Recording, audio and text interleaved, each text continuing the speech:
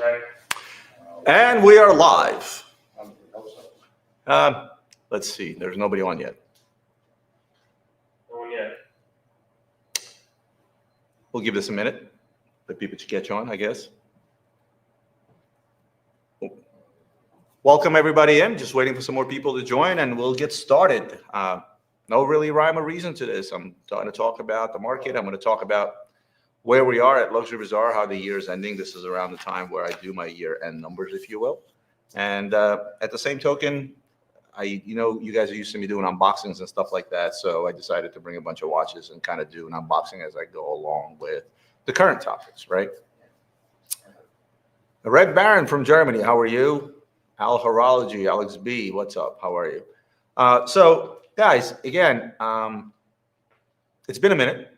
Sometimes I go live on Instagram just to chit chat with fans, clients, friends, et cetera, answer some questions. And so go ahead and ask away. We'll try to answer as many as we can. But in general, what I wanted to discuss is, the current market conditions and what a difficult year it has been. And I'm saying this, it's been difficult. It's been a difficult year for us here at LB. It's been a difficult year in the industry, lots of uncertainty in the world. We're talking about things like, geopolitical situations, right? The elections here in the United States, the multitude of wars that are going on in the world. And often people have asked me like, well, how does that affect somebody wanting to buy watches? Well, having come off a big dip in the market post the COVID hype, and this is what usually happens. Obviously, this trickled into this year. I think the last 6 months of the prior year were pretty bad, and the beginning of this year were pretty bad. And I wouldn't say it didn't get progressively worse, but it didn't get progressively better either. So we had to fight nail and tooth for every single sale, for every single customer, for every single deal. Now, where are we going? I don't have a glass crystal ball or a glass ball. I can't tell you where we're going. I can tell you what we did over the last year. And over the last year, as I said, it's been a difficult year for many reasons. And the number one reason is people are not in the mood. That makes sense, right? It's like, prices of watches have come down not so long ago. The whole trust thing, the whole concept of watches being an investment, right, kind of flew out the window. And never mind, I've been saying this for 20 years, that they're not an investment. They're just an expensive toy and buy accordingly, right? But then you have this environment in the world that did not help. And people were just like, I don't know if I want to put X amount of thousands of dollars into something really expensive, something that I really don't need, because let's face it, watches isn't something that we need. It is a luxury, right? Of course, there were some diehard people out there that continued on, adjusted to the new pricing. And most of all, there were a lot of people out there that took advantage of the new pricing. Because how many times have you looked at a watch at a peak of the market and saying, I just can't bring myself paying $100,000 for a 15202? Well, I can't bring myself to paying, $55,000 for a stainless steel Daytona. Well, now that you can buy one for $25,000, people are slowly coming back to the market out of which they were priced out. What else made it difficult for us for a year is that a lot of the sales that we made were trades. What do I mean by that? I'll give you a perfect example. Guy calls us up. This just happened actually. Zuckerberg put on the Centigraph, the Journe Centigraph. Everybody saw it. And of course, naturally, myself and many other dealers, I'm sure, got a call for it. The client of mine calls me. He's like, I want the watch. Mind you, this guy was actually a Journe collector. This is not the first Journe that he bought. He just didn't have that particular one. Didn't really look at it in the past.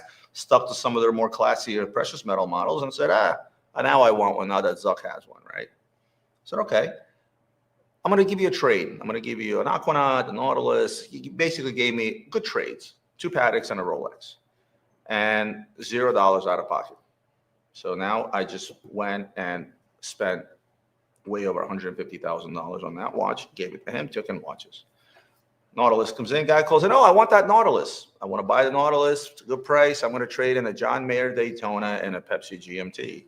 Again, barely any money comes in. Somebody calls for John Mayer Daytona and says, all right, I want the John Mayer. I'm trading in this Sky Dweller. And this has been going on for a year. Now, what I just told you is actually a real situation. This happened a month ago. And this has been going on for a year. Now, while we prepare for down markets, while we prepare for the fact we were prepared post the dip, what we weren't prepared for is the fact that majority of the transactions that took place at LB, and not just LB, everywhere, were trades. Talking to other dealers, talking to other people out there, it was just always like, hey, dude, I'm getting nothing but trades. I'm getting nothing but trades. And it's like, at some point you run out of cash, right? Which makes things difficult, which means your inventory levels are going to stay stable, but your hands are kind of tired of getting out and getting some other type of inventory that you normally want to have. And that made the year challenging. Some key staff that is no longer here, a little bit of a turnover in our sales department, bringing on new guys. All that stuff is contributed to the fact of this being a difficult year. With that said, let's look at some numbers, right? So last year we did, in the best year ever during COVID, we did $133 million. The following year, that dropped down to $111 million. And that was actually better than expected. We expected a much higher drop. And I think part of the reason we managed to stay within over that $100 million mark was because, again, the hype was still slowly dying. Market was still moving, even though it was moving in a downward direction. You can make more money that way. Because nobody really knows when it's going to stop or bottom out, right? Kind of thing. Hey, Thomas.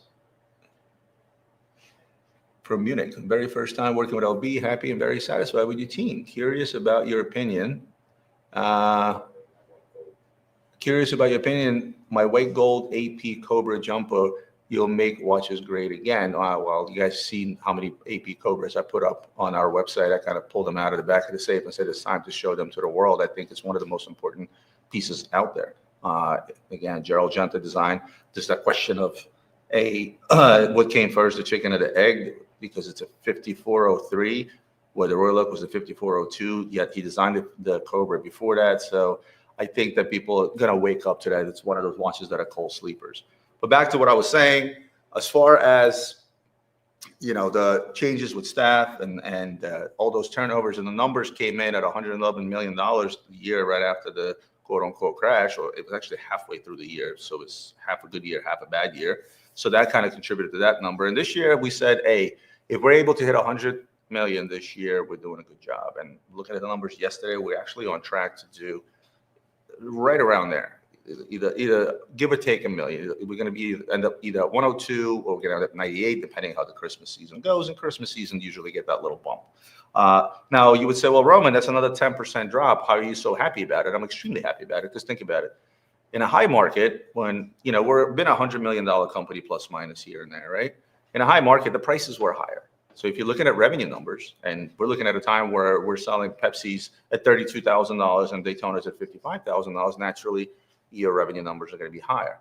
So logically, looking at the math from last year to this year, I said, well, we're probably going to end up around $80 million this year, because some of the prices on the hottest stuff have dropped 30 to 40%. So therefore, our revenue should technically drop. Well, not really the case, because we were able to pick up the volume, because we made up with it competition dropping out of the market, because a lot of competition's dropped out, right? A lot of, I don't want to call them fly-by dealers, I call them Corona dealers. There's no more Corona dealers, right?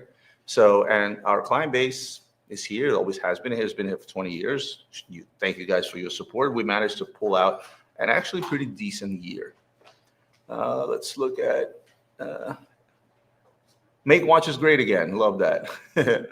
What do you think of the Longines Aviation Big Eye Tantalum? It's one I can't stop looking at. Honestly, that's not something that I have expertise in. I'll be the first one to tell you, if it's something I haven't sold, traded, or dealt with in years or ever, I tend not to make that opinion.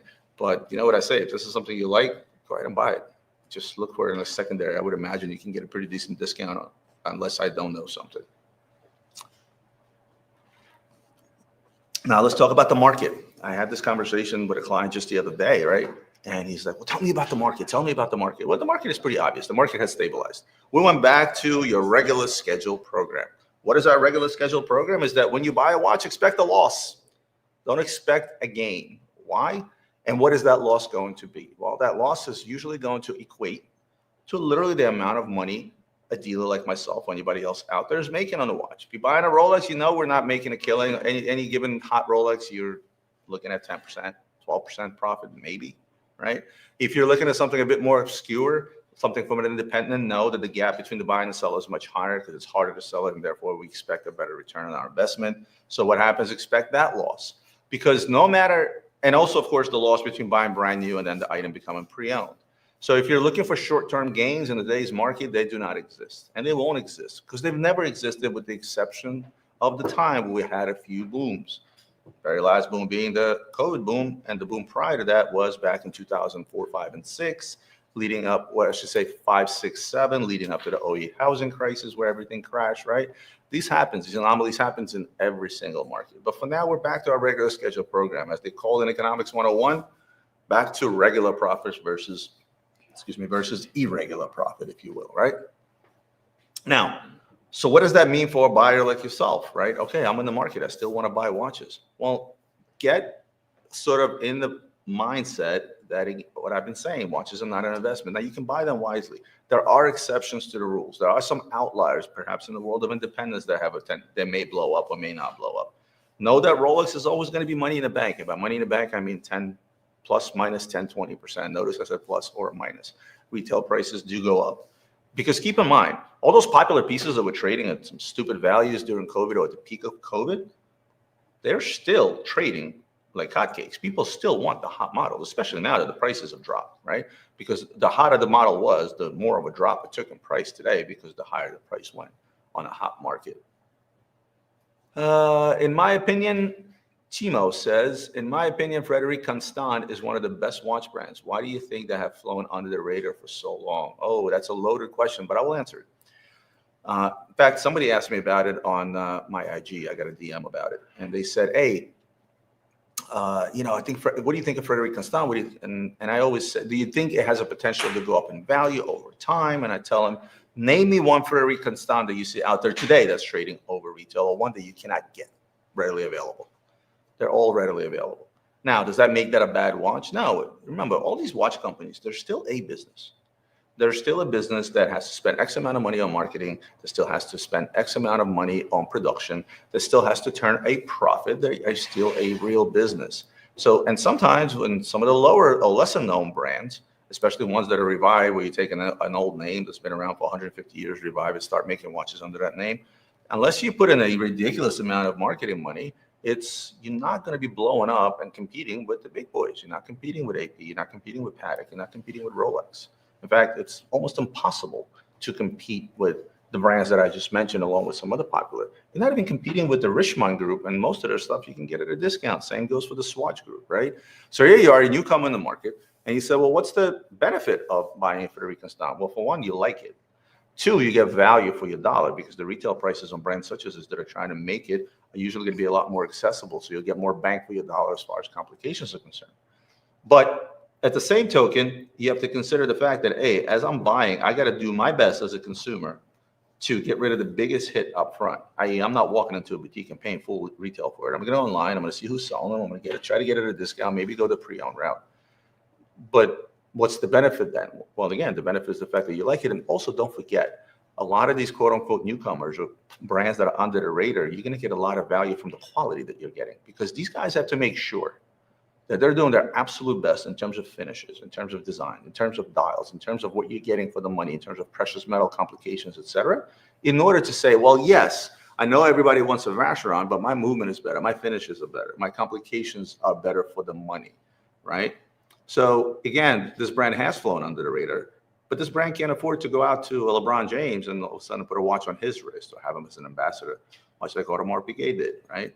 This brand doesn't have the money or the budget to create a cause concept, right? Like AP just did, right? So everything is kind of relative. It's about marketing money. It's about advertising. There are plenty of sodas out there that can probably rival Coca-Cola, but the amount of marketing that Coca-Cola spends on their product, or Burger King for that matter, or any other big chains or soft drinks, it's very, very hard to compete. Tyler Austin. Says, I got a I got a Bruce Wayne from my AD, and it had a bezel defect. This Rolex Russian watch is out.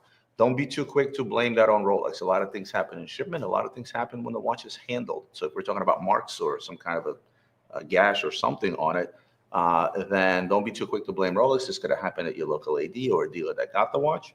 If there is like an actual defect that looks like a factory defect, it can happen. Anything can happen. I've gotten watches from brands other than Rolex that, hey, right out of the gate, something was wrong.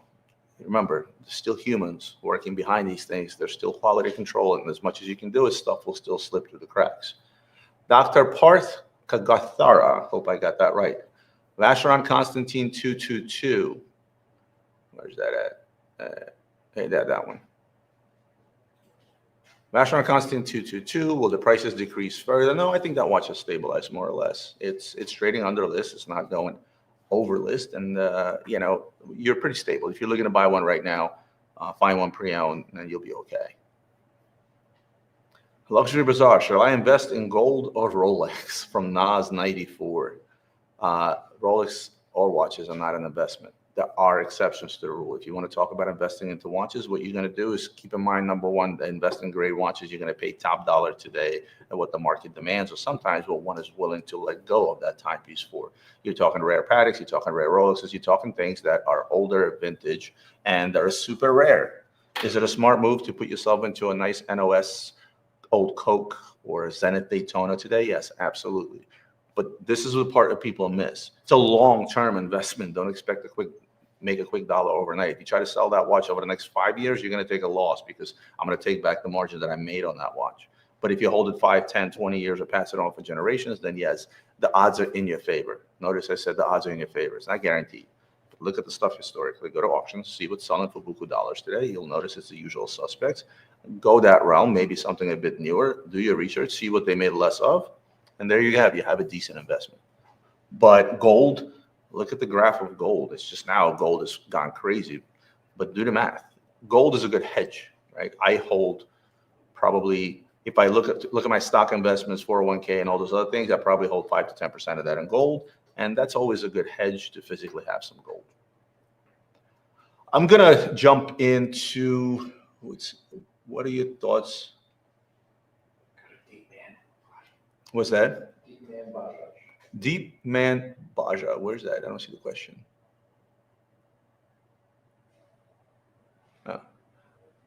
Deep Man Baja asks, in what time period do you think the market may start going up again, and why will it go up? Again, it's really situational, right? Think about, you have to sort of look at the past to see why the prices have gone up. And it's usually booming economies, right? It's something in the economy that makes the economies boom.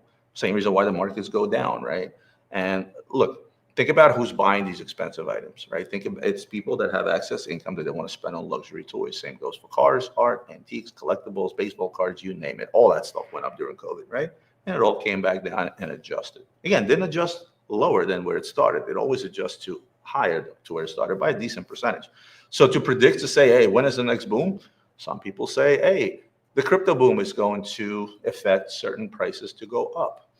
And somebody said, oh, Richard Milles are going up, because during the boom, like it was like almost directly related. The price of Bitcoin was related to the price of Richard Milles. So we're talking what? We're talking new money, and a lot of new money wants to buy Richard Milles because it's probably one of the biggest flexes out there if you want to flex with a watch, right? Speaking of which, this is a limited edition 50 pieces Asia RM11, but one of my favorite RM11s, by the way. And then now you have the same thing. Did Bitcoin hit 100 grand yet, Avi? Was it like 98 something? It was close, right? It was close. So you said, oh my God, the prices should start going up. It doesn't work like that. It's not like a snap of the fingers, right? It takes time, right? It takes time where people make an X amount of money, or taking an X amount of money, cash out a little bit, because a lot of people may be in a bullish market to say, oh, I'm putting all my money into crypto, I'm putting all my money into real estate, I'm putting all my money into whatever other market that they deem better, to now go out there and start spending that money. Plus, don't forget, here's one big thing why this is a slow process. And oftentimes, why you think a boom should be today, that effect may only take 6 months to a year from now. Imagine how many watches were bought during the COVID boom. Take a luxury bazaar that did $130 million in sales, multiply that by 100. Think about how much money that is. Think about how much product that is. Take all the ADs into consideration. Take everything into consideration out there where stuff was flying off the shelves, and there were 10 people waiting in line to buy the same watch. How much of that stuff is really out there, right? So the market also has to settle. People have to say, oh, you know what? I need another watch. Well, shit, I have 30 of them now. I'll wait a little while, right? Well, I'll start trading stuff in. What else we got? No, you're scrolling down. I can't see it. Oh, here we go. Then when Duck, do you know when I can check all the Rolex off, where I can check all the Rolex off catalog models? I did a video on it, but your best source of information is going to be our Gray Market Magazine. If you go on our website, click Gray Market Magazine, it's a great source for. Full article. It's a full blown article with pictures and everything else, so you can learn all about it there.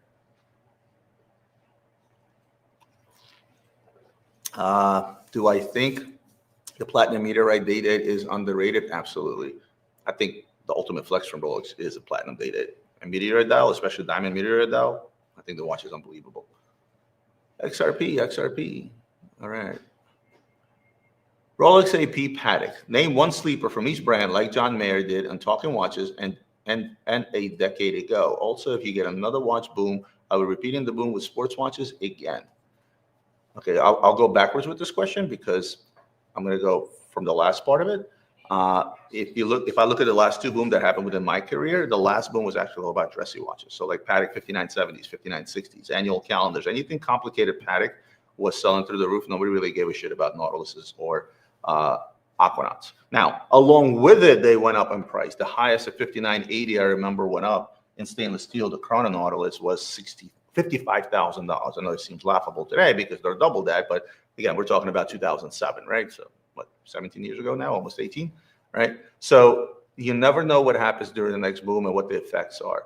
Sometimes nobody gave a shit about a Cartier crash until Kanye West put it on. How about that? And that watch did not sell for $250,000.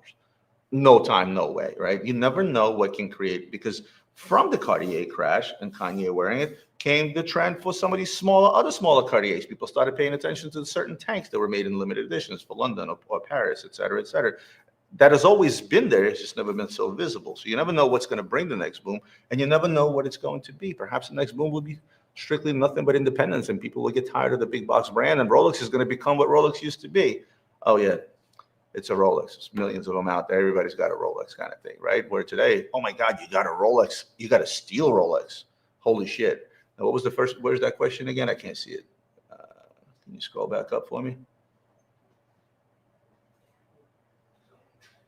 There we go. Sleepers from AP, Rolex, and Patek. Now, as far as Rolex is concerned, I'm going to generalize, and I'm going to tell you Zenith Daytonas, because Zenith Daytonas have come down in price again. We just sold a serial Zenith Daytona, which is the last year of production, not the last produced, because remember 2001 P serial came out in the first quarter of that year, which also had Zenith movements in them. But A serial is the known last production, and that watch is out there full set for around $30,000. I think that's a steal. Same goes for its gold counterparts.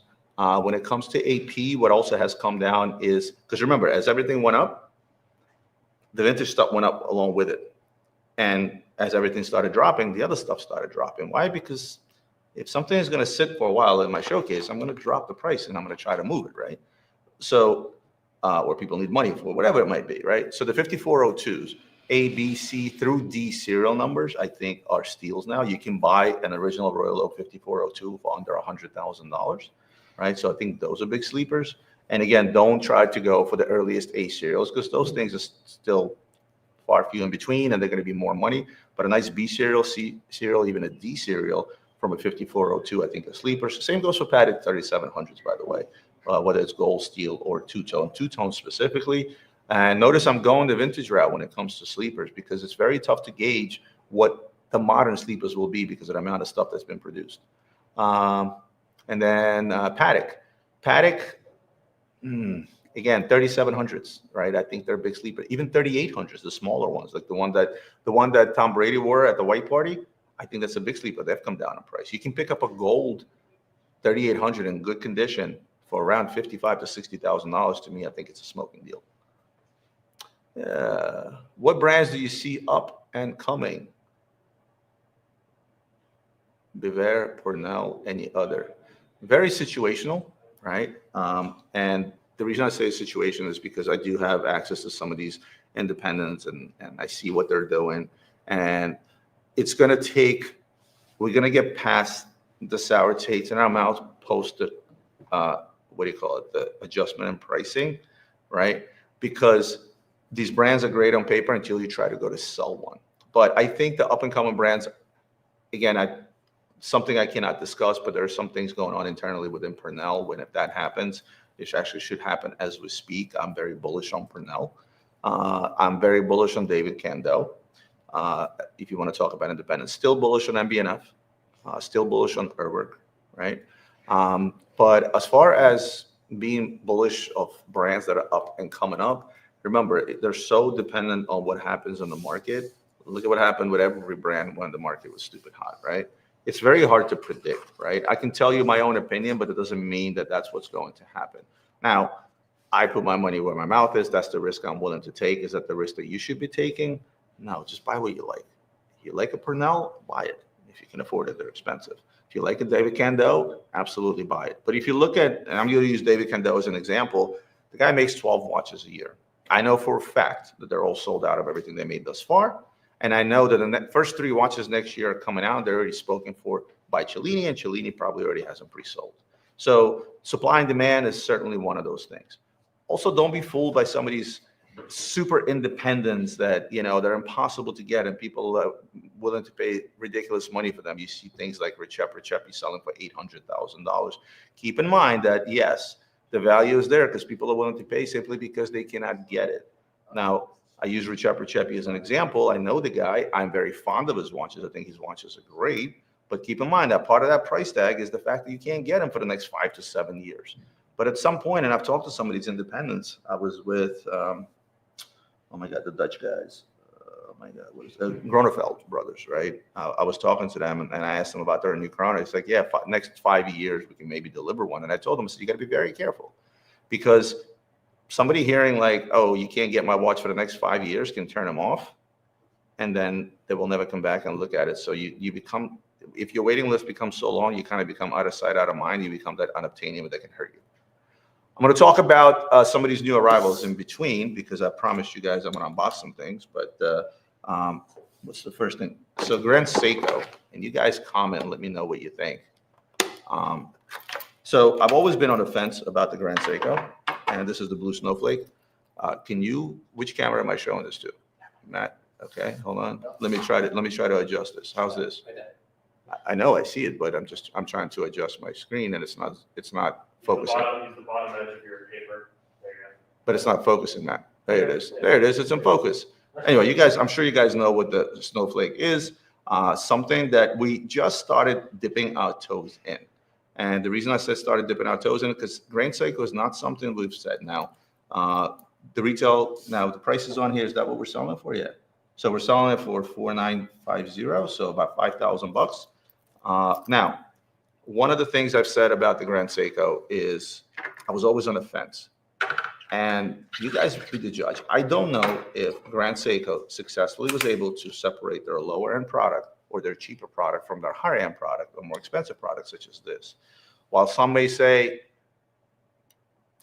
yeah, they are a success, because remember, the name is still Seiko, except it's Grand Seiko, versus a Seiko that you can go out there buy for $100, right? And that's why I always kind of shied away from them. But demand from clients like yourself, sort of is making me look that route and say, okay, it's an affordable option. Now, I'm not doubting the quality of the watch. I think the quality of the watch is great.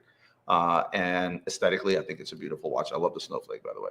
But I still feel there's a lot of people out there that are on the fence of putting a Seiko on their wrist, because it's almost like you put it on and you have to prove to somebody that you're wearing a $5,000 watch, not a $500 watch. Does that make sense? That's why I've been on the fence about the brand. But again, we also buy things that, the clients demand, and you guys demand these things. Every time we get one in, they sell quick.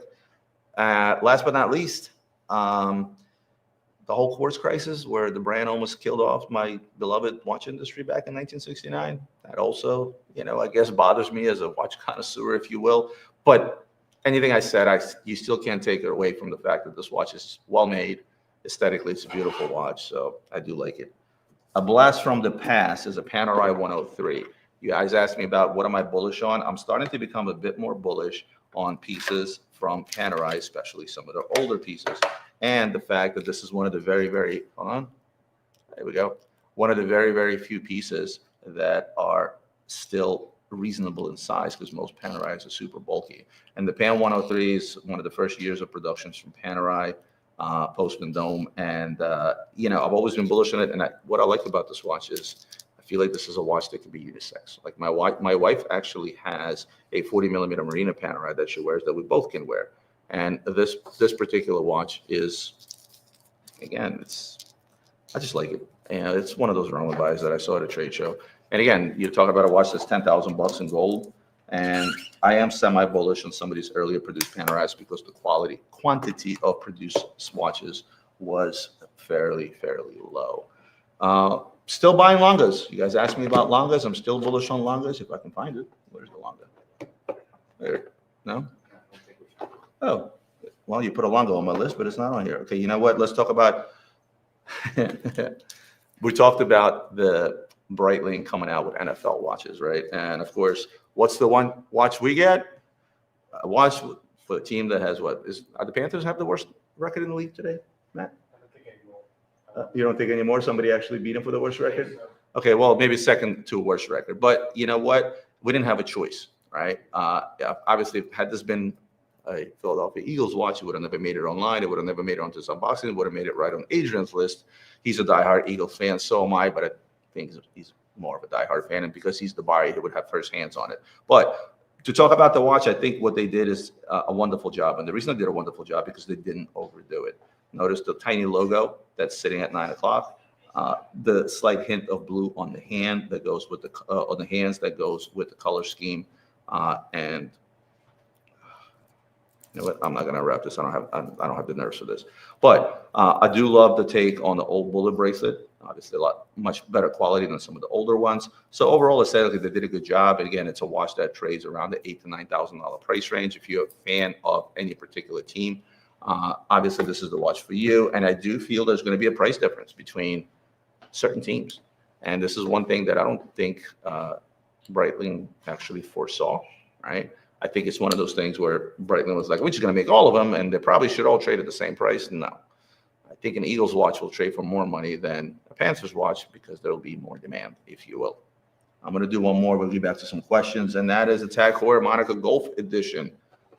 One of the most iconic watches from Tag Heuer, with all the buzz of LVMH buying the rights to Formula One.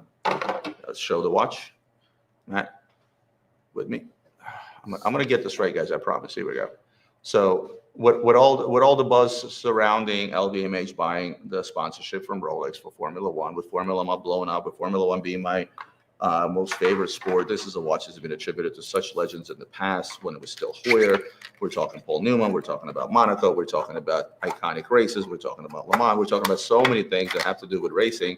And the Golf Edition is so iconic that when the Audemars Piguet came up with that little baby blue offshore that had the orange hand, if you remember, they dubbed it the Golf, right? So anytime, anybody sees orange and baby blue together, they will dub it the Golf. And you know what? A watch that retails for about $8,000 and trades for around $5,000 in the secondary. Again, great value. Let's go back to some questions. Let me scroll through and see what's on there. Order Star Super Chats. What is that? Oh, here we go. Super Chats. Thinking about a Daniel Roth Metropolitan travel time, your opinion in general, specific Daniel Roth. So Daniel Roth right now breaks up between the unobtainiums, and thank you for the Super Chats. By the way, any and all Super Chats that you guys give actually goes to my media team. So whatever Super Chats you decide to put forth, that's going to go directly to our videographers, photographers, social media people, and graphic designers that we have on staff, and we have 9 of them. So be generous. It also goes to Avi because that's his department. Anyway, so Daniel Roth breaks down into the unobtainium, which is the Roth era Roths, right, before Bulgari bought them over. And those watches are slowly but surely coming off the market. There weren't many of them made. And those are the type of watches when people ask me, what should I pay? I tell them, listen, if you can find one available, pay whatever people are asking. I mean, within reason, obviously. Somebody's crazy about it. Then you have the post-Bulgari era, right? And the closer you are to the post-Bulgari era, talking about around the year 2000, slightly under, the less of them were made by Bulgari, and they still carry the Daniel Roth name, don't forget, right? and the more of a chance of them becoming a collector. Then you go into the phase where Bulgari took over. They spun out a bunch of watches, which they basically took existing Roth designs, made them bigger, bulkier, because at the time the market was bigger was better. This is, we're talking 05, 06, 07. They were selling like hotcakes because they were big, and the market was hot. It was that boom back then, right? And of course, what brings us to the current market, which they finally, Bulgari, revamped the Roth to a point where they reissued the Tourbillon, the original Tourbillon that Daniel Roth made, and they made it with the highest quality of finishes, horology, etc. And they're doing what, the yellow rose, and then eventually I'm assuming platinum, a total production of what, 400 pieces, I think. They decided to come out on the market with something expensive, something big, and a very, very low production. And I do like that move because I think that it will stand the test of time and be as much of a collectible in the future as some of the original ones that you see. Metropolitan travel time in general, I think I like the watch aesthetically. It's a good looking watch. So I will urge you to buy Daniel Roth on a secondary, buy pre-owned, stick closer to the time. Either be lucky and find something that was done during the Roth era, or stick closer to the times of Bulgari just taking over. Bulgari paid a lot of attention because they bought Daniel Roth and Gerald Jett at the same time. And what they bought is two iconic names, right? It's no secret Daniel Roth is one of the best watchmakers out there, right? Some of the stuff he did for Breguet was outstanding. But they concentrated on Bulgari first. They got it right because with the Octa Finissimo line that's out there now, I think they knocked it out of the park. They sell like hotcakes. Now they're moving on to Daniel Roth. Now that Bulgari somewhat has stabilized and found their winning watches, if you will. Next super chat. Best watch to purchase from Nas94. Hold on. That one. Next one. No? There we go. Nas94. I'm just going to get through some of your super chats really quick. Yeah, Best watch. We're just starting. Oh, you just started them. So where are the super chats, I guess? Best watch. Okay, well, since I brought it up, best watch to purchase with a 5,000 pound budget. Just released a perfect article about that on Gray Market Magazine. Look at how you're trying to plug Gray Market Magazine. And by the way, guys, Gray Market Magazine, don't take it lightly. We have become top 100 publications for watches in the world. We're inching up in terms of traffic, and we're catching all the big boys out there without mentioning any names. And the reason we do that is because, I don't know if you know, but it's the writers that we have. Actually, Power Funk writes for us. That's /Rolex on Reddit, if you guys are not familiar. He is it when it comes to Rolex. Rolex calls him for advice, right? And along with a lot of other talented writers, we don't pay $50 an article somewhere overseas. We actually put really good content on our Gray Market Magazine. So a lot of these questions that you guys are asking to include best watch to purchase, you will find on Gray Market Magazine. If I had to make a choice, I'm still going with, again, buy what you like first and foremost, but I do like a nice Speedy in that price range. I do also like a nice Rolex Datejust in that price. Maybe something a bit older that's two-tone. Maybe a 36 millimeter. And you're going to do a video on that in the next couple of days. What am I doing? You're doing a video on the best. I'm actually doing a video on that, apparently. Not- According to Avi, who's in the room with I me. wouldn't say the best. I would say like unique, out of the box, not your typical, choices.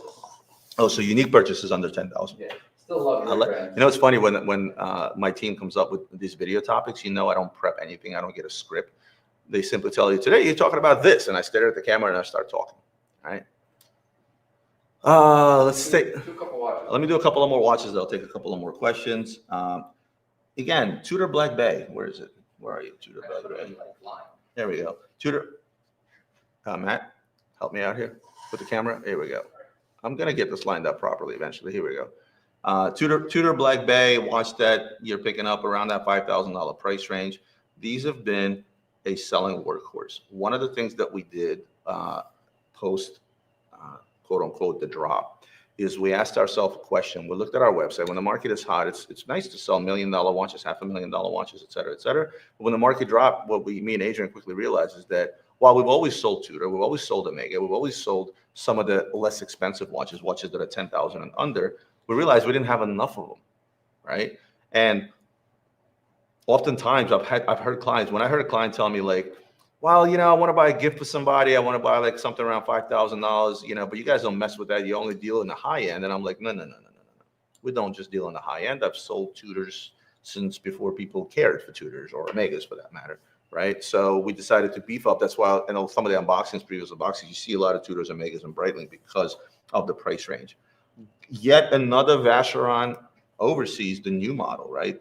Now, the retrograde date moon phase, which is one that they introduced this year. As soon as Matt turns on this camera, hold on, here we go. Yeah, we're gonna have to figure out an easier way to do this, Matt, because I mean, I hope you guys can see this, but long story short, again, these are watches that are now, most overseas are trading at plus minus 10% off its retail price, and therefore there's a lot of demand for them. So we try to pick up as many as we can. What I like about this one in particular, so you had your automatic, you had your power reserve, you had your chronograph. When they came out with this one, this gave me the option of going plain but not plain, right? It's almost plain like the automatic, but it does have a little bit more oomph to it. So to me, it's, I don't know, I like the watch because I don't have the bulk of the additional buttons of the chronograph, nor do I have the thickness. I just like a little bit extra on my watch. If I do want to go somewhat plain with just a little bit of oomph, this is kind of like the watch that I go for. Rolex Datejust, mint dial, another watch that still trades over list, and rightfully so, because honestly, from the latest stuff that Rolex has produced in terms of color dials, I think the mint dial, and I don't know how well it translates on camera, to me, has always been a looker. Still trades around that $15,000 price range, way over its retail price, and because there's still demand. Probably my favorite arrival, where is it? The Cornelius dial, or Cornelian. I don't know. Cornelius is a name from a movie. I don't know why I said that, but honestly, and this is one of the things that I've always kind of had a bone to pick with Rolex, is that a lot of their special dials always came in a 36 millimeter watch, and I always wonder why. It's because for the most part in today's market, a 36 millimeter watch is going to be unisex, right? Plus, smaller has kind of become a trend. A watch that surprisingly trades at around its retail value, around $60,000. And this dial and the combination of diamond markers, they don't work on every dial. These diamond markers, there are some watches out there where this wouldn't work. But this particular dial, it happens to work. And honestly, outside of aesthetically fucking gorgeous, I can't say anything else. Code 1159. Yes, Code 1159s, we still buy them. They still sell, and they still sell and sell well. They came out with the automatic as one of the latest reeditions. When I look at this thing, I've always said one thing. For those of you who haven't heard it before, it does look like there's a Royal Oak sandwich in between, right? And this dial, the way it graduates from the center or from the top to the center, I absolutely love. And again, $20,000 for an Audemars Piguet. Here's an alternative to a Royal Oak. Also a very comfortable watch. Let's take some questions from Tobester McDonkey. Is that supposed to be one of those tricky names? What is he trying to get me to say? These nuts. Is this one of those Mr. Jack Me Off things? Is that what that is? To Beaster McDonkey. Okay. Love that Roman is getting into Panerai. I'm a Rolex fanboy, but I have a PAM 1313 that I love, and I want a Carbotech submersible next. I've always been into Panerai. I was around when the Panerai hype was hotter than any brand out in the market, hotter than Rolex, hotter than Patek, believe it or not. There was a time where Panerai released a lot less models. There was a time where there were die-high Paneristis. There was actually a Paneristi forum out there. I wonder if that still exists. It was paneristi.com, right? And again, I go way back with Panerai, where an Angelus Movement Panerai sold for $250,000. A watch that retailed for $42,000, which was extremely expensive for mid-2000s, right? And John Mayer had one of those. He made that famous. And then my buddy O.J. Watley, who was, quote unquote, the number one source to go to for Panerai out in the secondary market. Of course, the secondary market consisted back then of me and maybe a dozen other online dealers, not thousands like we have today. But I've always loved Panerai. It gives you a nice option. And you mentioned the Carbotech. I think they're going in the right direction. They just need to figure out a way to maybe slightly cut production, come out with some banger models, cut away some of the models, like don't have as many variations within each line, maybe do away with a line, come up with a new line. But because they're based on historic watches, they're sticking to the cases that were made before for the Italian Navy and things of that nature. Brian Samnani. Sorry, I need to put my glasses on. Yes, Brian Samnani. Would you ever consider starting your own or into an actual watch brand? Investing into. Or investing Okay, or investing into your own watch brand. I toyed with the idea many times. First of all, as much as I have somewhat of a narcissistic personality, I don't think my name is big enough to start a watch company. To start a watch company where I go out there and do what a lot of the other guys do, where they buy the rights to an old name that's been around since the 17 or 1800s and go that route. Yes, that's a possibility. But then the question is, what do I do? Do I do what some of the other brands do and they go out to the factories? Like all the big boys go out to other factories to make their stuff for them, right? Truly independent watch houses are far few in between, right? I use Chapek as an example. They claim to be an independent brand. Well, I know who makes every single part of that watch, right? Does that make it a bad thing? No. Richard Mille uses Vacher. Jacob uses Concepto. AP uses Vacher, and so on and so forth. The list goes on. I have a relationship with all these factories. I can get out there. I'm friends with watch designers that have designed for major brands. My buddy Jason, you've seen him on videos with me, and it's a very, very expensive proposition. If you're going to do something from scratch, you're talking about years of research and development. You're talking about having to find a talented watchmaker. If you want to make your own, develop your own movement, that can take 2 to 3 years and millions of dollars. The alternative, obviously, this is what most people choose, is to go to somebody like a Concepto, like a Vacher, that have proven, that their movements off the shelves have been tested through and through. They're developed extremely well, and then it gives you a good start if you want to tackle on additional finishes.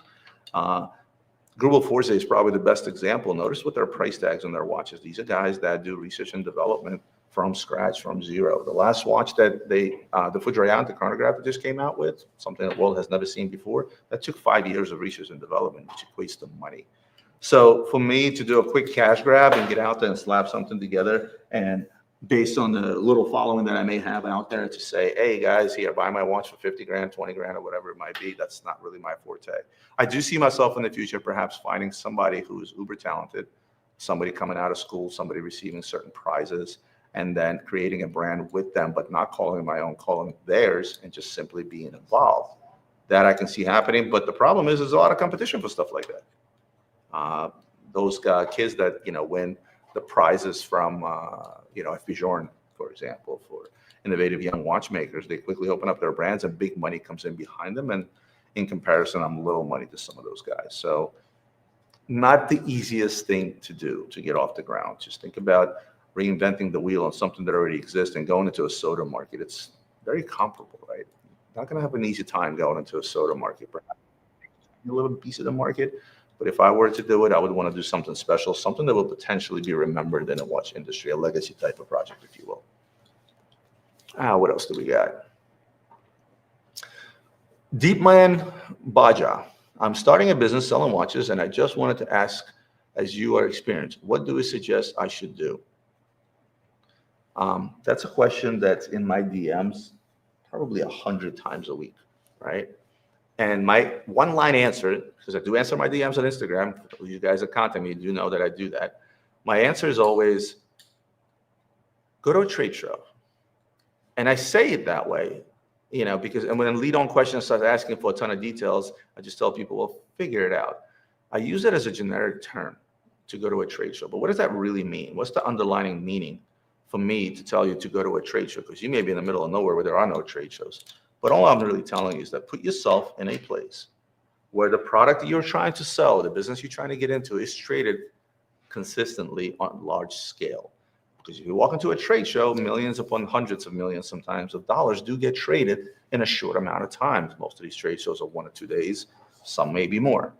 So wherever you are in the world, you may have to travel. You may have to jump on a plane. You may have to fly far. Actually, I talked to a gentleman from Australia today who asked me the same question. I said, because you're in Australia, I would suggest going to the Hong Kong trade shows. He went online, he Googled it, he goes, this one? I said, yes. And lo and behold. But all you're really doing is you put yourself in a position where there's a ton of the product that you want to sell. There's an opportunity to buy that product. And there's also, most of all, an opportunity to learn. When people tell me, well, I go to a trade show, and then what? Buy a bunch of stuff? I'm like, no. Ask a bunch of questions. Ask about prices. Ask 10 dealers about a price of the same exact watch so you can kind of gauge what is it really worth. Go online, do your research, see what you can sell it for. Like I said, I don't have to chew it up and spit it out for you, but you have enough. If you have enough brain capacity to go into this business, in which, by the way, wear bulletproof underwear, it's not easy. It's not as easy as, and the market conditions today are not the easiest. But as I said, put yourself in a position where the product you want to sell gets traded quickly and at a large volume. Do some watches. I have a few more watches. What do I have left? Wait, Roman, can you just answer that question right there at the bottom first? From who? Levon? Very bottom. Shake your booty. Thank you. And fuck you too, Matt. That would be shake your booty wants to ask a question.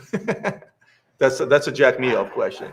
As a busy man, what meeting did you cancel to do this live for us? Highly appreciated. I actually plan all my content. And yes, I am a pretty busy guy, but believe it or not, with all the videos that I record, the social media content that I record, I have set times throughout the week where I set time aside to do this. And I'm glad you guys appreciate it. Continue shaking on your booty. Let me show you a couple of more watches. And the next one is the Piaget Polo S. Now, this watch comes both on a strap and on a bracelet. And this is what we'd like to call Aquanaut / Nautilus / whatever you guys want to call it. A watch that, when it first came out, caught a little bit of heat. Oh, it's another Aquanaut. Oh, it's another Nautilus. Oh, it's another wannabe. Blah, blah, blah, blah, blah, blah, blah. You know what this is? This is a watch from a major brand, and I had it upside down, of course. This is a watch from a major brand that's been around for many years that has a ton of accomplishments under their belt in terms of horology, in terms of jewelry making, in terms of a lot of things. Lots of history. And when you guys tell me, oh, it's another Nautilus, every single brand out there does the same thing over and over. They're all copy off of each other, guys. If you look at things out there, somebody told me something about, what watch was it? Oh, the Girard Perregaux, right?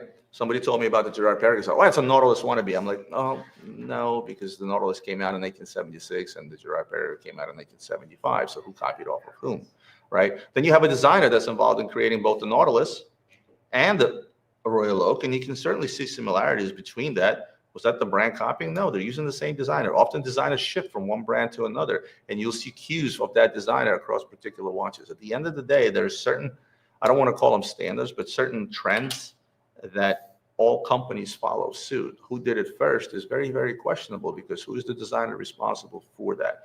If anything, when I see a watch that's created that looks similar to another watch, I see that as a tribute. I see that as a compliment. So don't get into saying, oh, this is a copy of this and this is a copy of that. You'll drive yourself insane. With a watch like this, at the end of the day, it's a stainless steel sports watch from a very reputable brand. Has been around for a long, long time. Piaget has been around since 1871, I think. It's been a while, right? And it's $7,500 versus $75,000 for a Nautilus. So do the math. There's only a few left, so I'll quickly run through them. What I think you guys asked me earlier, somebody said about, value, and I don't want to necessarily call this one a sleeper, but the annual calendar 5905 from Patek Philippe, I will tell you, this has been one of our best sellers through the hype, post the hype, pre-hype, etc. Why? Because I think aesthetically, if you want to look at a dress model from Patek Philippe, hold on, I'll show it to you. Here we go. If you want to look at a dress model from Patek Philippe, the Chocolate Dial 5205 annual calendar, I think it's a smoke show. I just think it's a really good looking Patek. When people ask me, hey, I want a Patek outside of Nautilus Aquanaut, this is literally the Patek that I send them to. Nice size, well made, great name, and just a beautiful watch. So what else did we get in? Oh, speaking of value for your money, Breguet has been a value for your money for quite some time. In fact, anything from the Swatch Group is kind of like that because, again, production numbers are pretty high. But a new take on the Marine Automatic, right? I think they did a tremendous job as far as I'm concerned. And if you really break down these watches and you start looking at the numerous finishes on the dial, on the case, if you look at the Breguet hands, if you look at the heritage of the brand, Breguet to me has always had everything: the finishes, the quality, the aesthetics, and obviously something that's really important to me, the history. So that's why I've always said Breguets are a deal. Gold Marine around $20,000, not bad. Speaking of something gold that's not around $20,000, but something that has come down in value. This is one of those hot watches that during the COVID boom, you'd probably be paying upwards of $200,000. In fact, probably even a little bit more. But the new version of the automatic, or the anniversary, I should say, the 15202 became the 16202. Making it in yellow gold, given a few May dial, again, made it aesthetically super pleasing. Still a watch that trades over list. This one trades for around 125 grand, but I just like the watch. And this is part of that. This is actually a call that Adrian made a while back. We were filming something or other. He's like, I'm going to make a call and say that yellow gold is going to make a big comeback. And if you look at across a lot of the brands, it seems like they are. Let's go back to some questions. Let's see. By the way, thank you for hanging out with me, guys, for almost an hour. What do you think of FP Journe long term? So I talked about this before. The situation between Watchbox, a 1916 company that brought FP Journe into the light, sort of cornered the market when they realized there was a lot of value there, not a lot of pieces out there. They've kind of become the controlling entity. FP Journe himself controls his product to a point where he knows every one of his buyers by first name. And, those that are part of these inner circles or inner circles that get allocated X amount of pieces a year, rarely taking on new clients. Somebody doesn't care if you're a celebrity or if you're somebody of stature or how much money you have. Really tries to take on clients that are truly passionate about his product. Quality of the watches are superb. Horological innovation, superb. Him as a watchmaker, also superb. My only issue with Journe has always been the same thing, and that is the fact that there's really no next in line to take over for the brand. It's still Francois Paul Journe, right? There's not that one young watchmaker that he takes on as an apprentice that can continuously do what he has done because he's a small independent. Will that happen over the next few years as he gets older? Perhaps. I would love to see that happen. He would probably have to get out there and find somebody with already an established name or somebody who's coming up, perhaps one of the winners of the FP Journe prize that he gives out every year. But anything old Journe, 38 millimeter brass, I'm very bullish on. Some of his newer stuff, again, maybe not today, but in the future, I'm bullish on, because a lot of people say, well, is this a good investment? And they buy a brand new Journe that just came out of the boutique. They pay slightly over retail for it, obviously, because they're just not available. And then a year later, they're like, well, is it worth $50,000 more? No, you just bought it. You got to give it time, right? Remember, we're in a stable market now, right? So, I am bullish on FP Journe. I do like FP Journe. I think the 1916 company of Watchbox is doing a wonderful job with the product, holding the prices steady. I think the bulk of the product's in the right hands, because the worst thing you can have is have the bulk of a product with somebody that has a ton of it. The market is cornered, the price is up, you can't get it, and they can't afford to hold on to it. Well, 1916 company has some money to hold on to that product, so I don't foresee them dropping anytime soon. Roman, I have a 35K budget, been contemplating the Daytona 116515LN, Patek 4947-1A, or Vacheron Constantine Overseas and Brown. Which of the three would be the most unique? Well, certainly not the Daytona. It's the most recognizable watch in the world. The 4947 Patek, that would probably be the one I'd go with.